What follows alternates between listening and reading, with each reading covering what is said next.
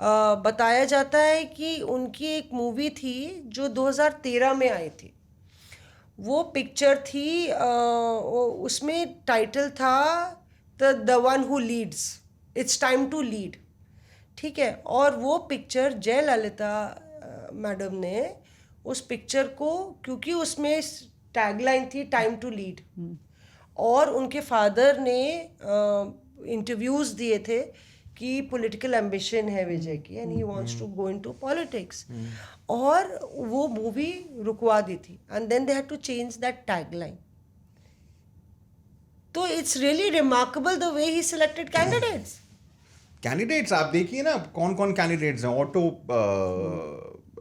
एक वाले हैं, उनके ड्राइवर हैं, ऐसे तमाम लोगों को उन्होंने टिकट्स दिया है। और मौसमी भी थी वहाँ पर, एक सांसद हैं, वो हमको बता रहे थे कि जो लिमिट, ये क्रेज है विजय का, मैं बताना चाहता हूँ कि जो लिमिट होती है इलेक्शन कमीशन की एक चुनाव लड़ने के लिए, उससे भी कम पैसा खर्च करके, वो भी कहाँ, तमिलनाडु के अंदर, जहां पर सबसे महंगा इलेक्शन होता है, ऐसा आरोप लगता है। सबसे महंगा होता है आंध्र प्रदेश में है। आंध्र प्रदेश में मतलब दक्षिण तमिलनाडु भी कम नहीं है, कंपीट कर लेता है। तमिलनाडु के अंदर जहां पर एक असेंबली कॉन्स्टिट्यूएंसी है आर के नगर से जयललिता पहले चुनाव लड़ती थी। जब उनकी डेथ हुई उसके बाद वहां बायपोल हुआ। उस बायपोल के अंदर ऐसे आरोप लगे, 85% लोगों को घूस देने की कोशिश हुई। 85% लोग जो इलेक्टोरेट से 2.5 लाख 2.25 लाख लोगों को घूस देने की कोशिश हुई। वो इलेक्शन ही नल एंड वॉइड होकर दिया, वो इलेक्शन कमीशन ने खत्म कर दिया इलेक्शन। वो इलेक्शन हुआ ही नहीं, वो मतलब उस टाइम पे। उसके बाद दोबारा रीपोलिंग हुई। सोचिए आप, ऐसी जगह पर उनके जो कैंडिडेट थे वो अर्बन इलाकों में जो खर्चे की लिमिट है उसी से कम में जीत 75 लाख खर्चे की लिमिट है, तो उतना भी इस्तेमाल नहीं हुआ होगा। मतलब जैसे 75 लाख होगी तो 50 लाख भी नहीं खर्चा, 40 लाख है तो 20 लाख। सोचिए आप, इतनी उनकी वो है। और विजय जो है क्योंकि वो एक एक्टर हैं, तो आपके पास फिल्म डायरेक्टर्स आते रहते हैं आपको स्क्रिप्ट सुनाने के लिए। तो आप क्या करते हैं, सिटिंग्स करते हैं, सेशंस करते हैं। वो आपको बताते हैं सर पहले सीन में आपकी एंट्री ऐसे होगी, दूसरे सीन में आप ऐसे आएंगे, तीसरे में हीरोइन का बाप मर जाएगा, जो भी है। तो जो एक्टर होता है वो अपने दिमाग में ना वो तमाम चीज़ें बनाता रहता है, स्क्रिप्टिंग करता रहता है कि अच्छा मैं ऐसे आऊँगा, मैं ऐसे दिखूँगा, मेरे आने का ये इम्पैक्ट होगा, मैं इस रोल को करूँ ना करूँ। पिछले 10 सालों में उन्होंने जो अपनी इमेज पे काम किया है, जो उन्होंने क्यूरेट किया है अपनी, उनका मतलब मूवी सिलेक्शन कितना बढ़िया है, मैं ये बताना चाहता हूँ आपको। उन्होंने कैसे अपने जो कैरेक्टर्स को बनाया है, वो ये दर्शाता है कि वो एक अच्छा जजमेंट करते हैं। जब वो अपने उम्मीदवारों का नाम कर रहे थे, तो वो मतलब वो भी एक मेरे को लगता है कि नई चीज़ थी।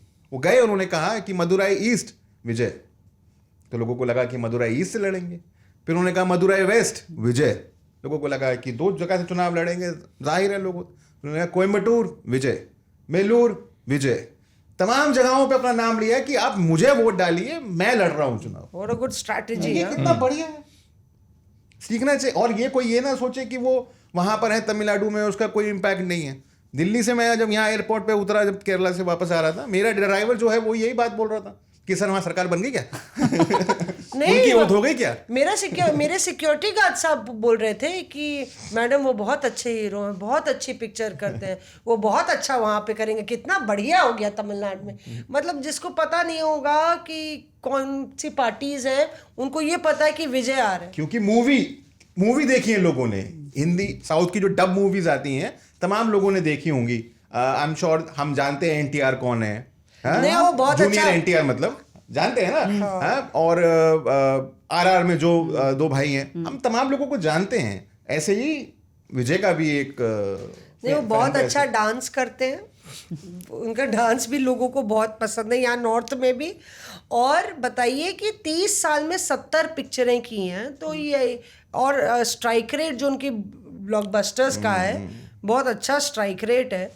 तो मैं एक नेता से पूछ रही थी कि सर वो कैसे एडमिनिस्ट्रेशन संभालेंगे, मतलब तो उन्होंने बोला एडमिनिस्ट्रेशन ब्यूरोक्रेसी संभालती है, एडमिनिस्ट्रेशन उनको नहीं संभालना है, उनको बताना है यस नो, डन ओके। कहते हैं तमिलनाडु में तो बहुत अच्छा स्ट्रक्चर है of IAS and bureaucrats, everything is functioning, weather he has the decision making power is the big question.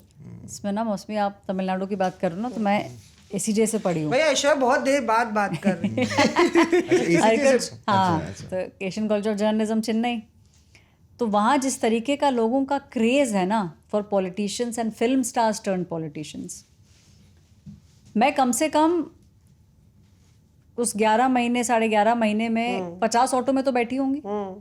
उस 50 में से 40 ऑटोज के अंदर मुझे MGR की फोटो दिखी, मुझे जयललिता की फोटो इंटरेस्टिंग। हाँ।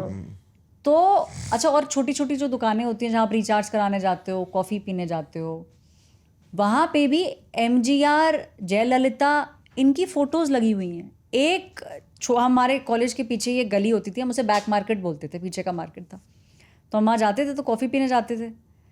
तो एक ने तो जो छोटा मंदिर बना रखा था उसमें भगवान थे और साथ में MGR की फ़ोटो लगी हुई थी। तो ये तो वाकई में लोगों का जेन्युइन क्रेज़ है after so many years of MGR's death. सोचो आप, तो ये लोगों का जेन्युइन क्रेज़ है और लोग ये बात मानते भी हैं कि वहाँ के जो एक्टर्स हैं वो सुपरफिशियल पॉलिटिशियंस नहीं बनते, वो जेन्युइन पॉलिटिक्स करने के लिए और सुधार के लिए पॉलिटिशियंस बनते हैं। तो जो अंडर करेंट जो विजय जो भाप पा रहे थे वो यही अंडर करेंट था।